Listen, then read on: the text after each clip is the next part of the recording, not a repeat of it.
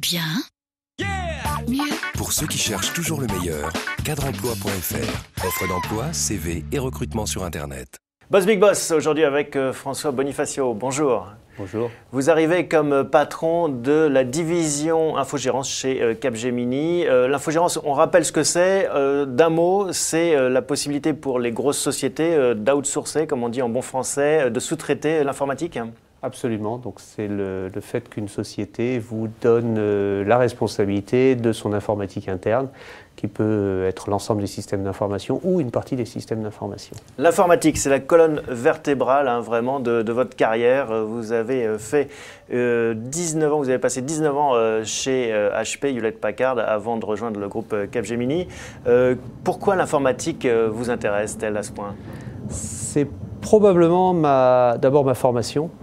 Donc, je suis une formation ingénieur, comment ça marche, si j'ose dire. Et puis, l'informatique, c'est aussi à l'intérieur de la société quelque chose qui est extrêmement structurant.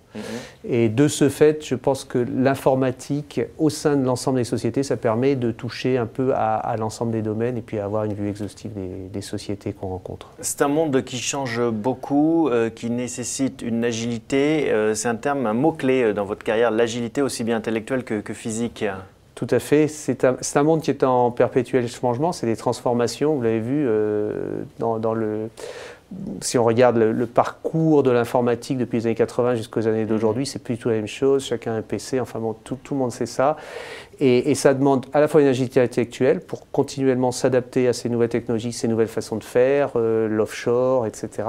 Et puis ça demande aussi, pour moi, ça a demandé une agilité physique puisque j'ai déménagé beaucoup, j'ai pris des opportunités de carrière, j'ai fait Rennes, Grenoble, Paris, Palo Alto, la Californie avec Hewlett-Packard, ce qui n'était pas désagréable, et puis retour sur Grenoble et Paris. Qu'est-ce que c'est alors de se retrouver à la tête d'une division de 1500 personnes, qui est la partie infogérance en France de Capgemini, 300 millions d'euros de chiffre d'affaires? En quoi ça consiste ce job en fait? C'est un job qui est tourné, je dirais, vers trois aspects. Premièrement, l'aspect client, parce que quelque part, une division ne survit ou ne se développe que grâce à ses clients. Donc, il y a beaucoup de travail au niveau client. Ensuite, dans le service, la ressource humaine, c'est quand même la partie qui fait la différence. Donc, quelque part, trouver les bons, les garder, les motiver. Trouver les bons, les garder, les motiver, les faire évoluer, leur proposer des challenges.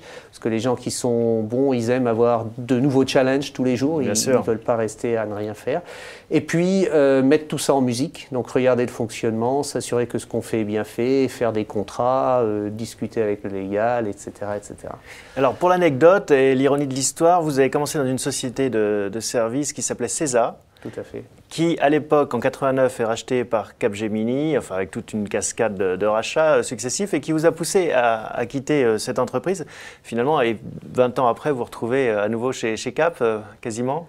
Alors, c'est un Cap complètement modifié par rapport au Cap Sogeti qui avait racheté CESA pour devenir Cap CESA.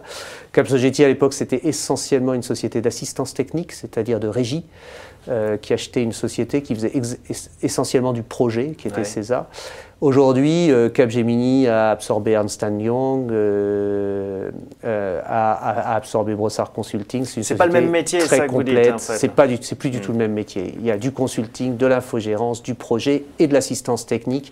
Donc c'est un nouveau Capgemini. Enfin bon, c'était pour l'anecdote. Mais c'est effectivement assez amusant. Du côté des études américaines à Stanford, vous êtes passé par HEC aussi, et puis l'école supérieure d'électricité, la fameuse Supélec, vous le disiez, vous le rappeliez, vous êtes ingénieur. Qu'est-ce que vous retenez de ces années d'études? Est-ce que vous imaginiez sur les bancs de ces écoles que vous feriez cette carrière? Non, pas du tout. Quand je suis sorti de Supélec, j'imaginais pas du tout que je ferais cette carrière, ni la direction qu'elle prendrait exactement. Je pense qu'elle s'est faite au cours du temps. Elle a eu un axe de progression.